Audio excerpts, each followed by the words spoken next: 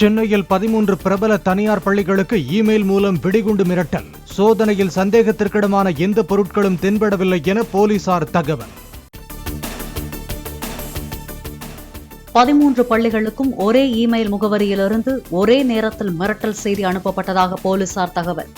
காவல் கட்டுப்பாட்டு அறைக்கும் மிரட்டல் மெயில் அனுப்பியவருக்கு தனிப்படை போலீசார் வலை.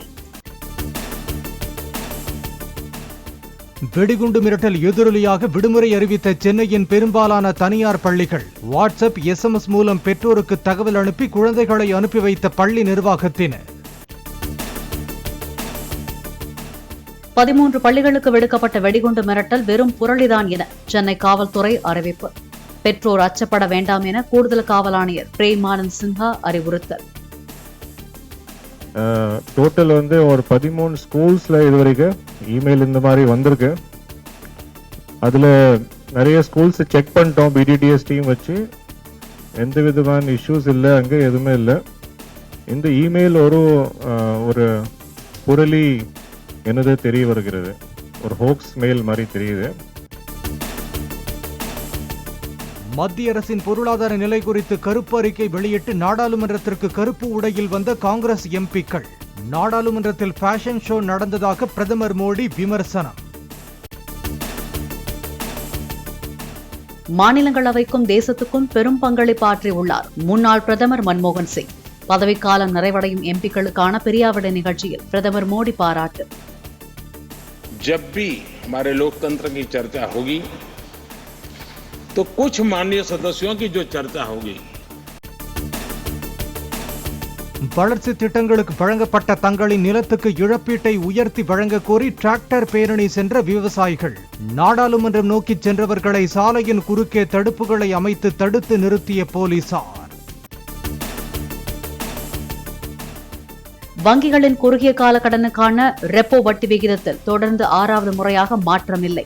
பணவீக்கத்தை கட்டுக்குள் வைக்க ரெப்போ விகிதம் 6.5% நீடிக்கும் என ரிசர்வ் வங்கி ஆளுநர் சக்திகாந்த தாஸ் அறிவிப்பு. புதுச்சேரியில் தடை செய்யப்பட்ட வேதிப்பொருள் கலந்து பஞ்சு மிட்டாய் தயாரிக்கப்பட்டதாக பறிமுதல் செய்யப்பட்டதன் எதிரொலி. சென்னையில் நிறமூட்டப்பட்ட பஞ்சு மிட்டாய் விற்பனை செய்யப்படும் இடங்கள் மற்றும் தயாரிப்பு இடங்களில் சோதனை நடத்த உத்தரவு. முதலீட்டாளர்கள் மாநாட்டின் மூலம் எவ்வளவு தொழில் முதலீடு செய்யப்பட்டுள்ளது என வெள்ளை அறிக்கை கேட்டும் பதில் இல்லை. எதிர்க்கட்சித் தலைவர் எடப்பாடி பழனிசாமி குற்றச்சாட்டு. இன்றைய முதலமைச்சரிடத்தில் 2 ஆண்டுக்கு முன்பு தொழில் முதலீட்டாளர் மாநாட்டை நடத்தினீர்களே, எவ்வளவு தொழில் தமிழகத்திற்கு வந்திருக்கின்றது, எத்தனை புரிந்துணர்வு ஒப்பந்தங்கள் நிறைவேற்றப்பட்டன, எத்தனை தொழிற்சாலைகள் தமிழகத்தில் திறக்கப்பட்டு செயல்பட்டு வருகிறது, அதில் எவ்வளவு பேர் பணி செய்கிறார் என்ற விவரத்தை வெள்ளை அறிக்கையின் மூலமாக விடப்பட வேண்டும் என்று கேட்டேன். இதுவரைக்கும் பதில் இல்லை. முதலமைச்சரின் ஸ்பெயின் சுற்றுப்பயணம் முதலீட்டை ஈர்க்கவா அல்லது முதலீடு செய்யவா என்ற சந்தேகம் மக்களிடையே எழுந்துள்ளதாகவும் EPS கருத்து. முதலமைச்சர் 11 நாட்கள் ஸ்பெயினில் தங்கியிருந்தது குறித்து விமர்சனம். ஸ்பெயின் நாட்டிற்கு போக வச்சு அங்கே புரிந்துணர்வு ஒப்பந்தம் போட்டு இன்றைய நாடு திரும்பியிருக்கிறார் இன்றைய முதலமைச்சர். இவர் மக்களிடத்தில் இருக்கின்ற சந்தேகங்கள், மிகப்பெரிய சந்தேகங்கள் எழுப்பியிருக்கின்றன. இவர் தொழில் முதலீட்டு ஈர்க்க போகவில்லை, தொழில் முதலீடு செய்வதற்கு போய்காட்டுவதால் மக்கள் பேசிக் கொள்கிறார். தமிழகத்தில் பாஜக 21% வாக்குகள் வாங்கும் என கருத்து கணிப்பு வெளியாகி உள்ளதாக அண்ணாமலை தகவல். திமுக அரசின் மீது 70% மக்கள் அதிருப்தியில் இருப்பதாகவும் இந்தியா கூட்டணியில் ஒருமித்த கருத்து இல்லை எனவும் கருத்து. 21% பாரதிய ஜனதா கட்சி வாக்கு வாங்குதுன்னா இன்னைக்கு ரிசல்ட், இன்னைக்கு அவங்க அப்டேட் பண்ணி போட்டுட்டு இருக்காங்க. தமிழகத்தில் பெரிய கட்சிகள் எல்லாம் பின்னுக்கு தள்ளி இன்னைக்கு பாரதிய ஜனதா கட்சி இந்த அளவுக்கு முன்னேறி இருக்கு. நீங்க பாருங்க, இன்னைக்கு நம்முடைய முதலமைச்சரின் மீது கிட்டத்தட்ட 70-80% அதிருப்தி இருக்கு.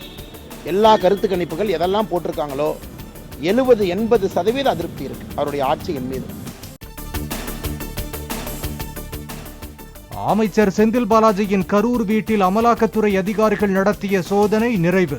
சட்டவிரோத பண பரிவர்த்தனை வழக்கு குறித்து விசாரித்ததாக அதிகாரிகள் தகவல். கரூர் ராமேஸ்வரப்பட்டியில் பூட்டப்பட்டுள்ள செந்தில் பாலாஜியின் அறையை திறந்து சோதனையிட்ட அமலாக்கத்துறை அதிகாரிகள். தலைமறைவாக உள்ள செந்தில் பாலாஜி சகோதரர் அசோக் குமார் குறித்து அவரது பெற்றோரிடம் விசாரித்த அமலாக்கத்துறை அதிகாரிகள். செந்தில் பாலாஜியின் கரூர் வீட்டில் பொருத்தப்பட்டுள்ள சிசிடிவி காட்சிகளை ஆய்வு செய்த அமலாக்கத்துறை அதிகாரிகள் தலைமறைவாக உள்ள அவரது சகோதரர் அசோக் குமார் வீட்டிற்கு வந்து சென்றாரா என்பது குறித்து விசாரித்ததாகவும் தகவல்.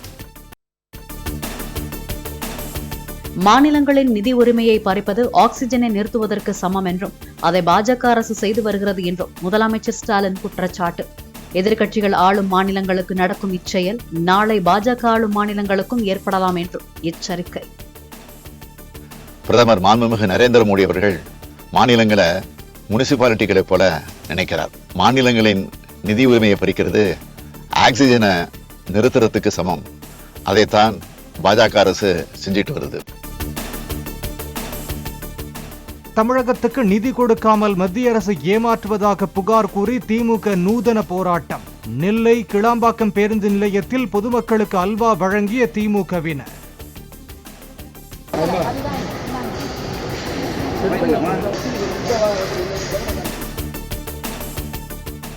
படுக்கை வசதி கொண்ட 10 வந்தே பாரத் ரயில்களை மார்ச் மாதத்தில் அறிமுகப்படுத்துகிறது ரயில்வே. முதற்கட்டமாக ஏப்ரல் மாதம் முதல் முக்கிய நகரங்களிடையே இயக்கப்படும் என தகவல். நாளை நடைபெறும் உயர்மட்ட குழு ஆலோசனை கூட்டத்தில் தேமுதிக யாருடன் கூட்டணி என்பது குறித்து இறுதி முடிவு எடுக்க வாய்ப்பு என தகவல். தேமுதிக கூட்டணி குறித்து ஆலோசிக்க கட்சியின் பொதுச் செயலாளர் பிரேமலதா விஜயகாந்த் மூத்த நிர்வாகிகளுக்கு அழைப்பு. பனிக்கட்டி மீது படுத்துறங்கும் கரடியின் புகைப்படத்திற்கு மக்கள் தேர்ந்தெடுத்த இந்த ஆண்டின் சிறந்த புகைப்பட விருது. மெத்தை போல் அமைந்த பனிக்கட்டி மீது உறங்கிய கரடியை நார்வேயில் படம் பிடித்ததாக பிரிட்டிஷ் வனவிலங்கு புகைப்பட கலைஞர் நிமா சரிகானி பெருமிதம்.